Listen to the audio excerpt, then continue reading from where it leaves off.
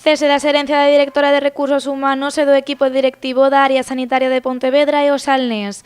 Esa foi unha das demandas máis repetidas hoxe nesta concentración. Un acto convocado polos sindicatos CERS Galicia, Comisións de Base e Prosagap para mostrar a nefasta situación que están a vivir os sanitarios.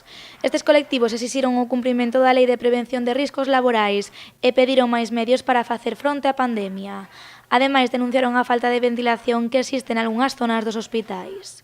Creemos que hay que poner mascarillas FP2 a todo el personal sanitario que esté en contacto directo con pacientes y en zonas de asistencia sanitaria y nos están dando. Habría en zonas de especial riesgo, como es urgencia, por lo menos 2 mascarillas FP2 por turno y al resto por lo menos una. El tema de la ventilación de los espacios, que precisamente desde hace 48 horas se está haciendo muchísimo hincapié en que la transmisión es por el aire y no son las gotículas solo. Bueno, pues joder, este tema hace 10 días se les ha dicho en otra reunión del Comité de Salud Laboral y no han sido capaces de darnos información. Hoy parece ser que nos van a hablar de los aparatos de ventilación y tal, y bueno, resulta que no se están cumpliendo los mínimos normales. Esta concentración produciuse despois de que se detectase un brote entre o persoal de urxencias de Montecelo. Polo de agora son 9 as persoas infectadas, 6 médicos, un residente e 2 enfermeiras. Aínda que outros 2 sanitarios atópanse tamén en cuarentena.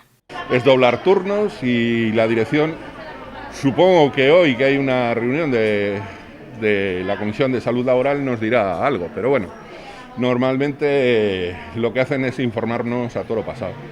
Ellos van siempre por detrás de todo, se les avisa de los problemas y solo cuando surgen empiezan a moverse y llegan tarde, mal y a rastras. Tras confirmarse este brote, a xerencia levou a cabo unha limpeza xeral do hospital, pero os sindicatos exixen que se reforce aínda máis este servizo. Nosotros echamos la culpa de de brote intrahospitalario. Son dos zonas fundamentalmente. Las habitaciones de los médicos, que creemos que no se está haciendo una limpieza exhaustiva. Una de ellas además es compartida, porque hay, en vez de una cama por habitación, hay 2 camas por habitación.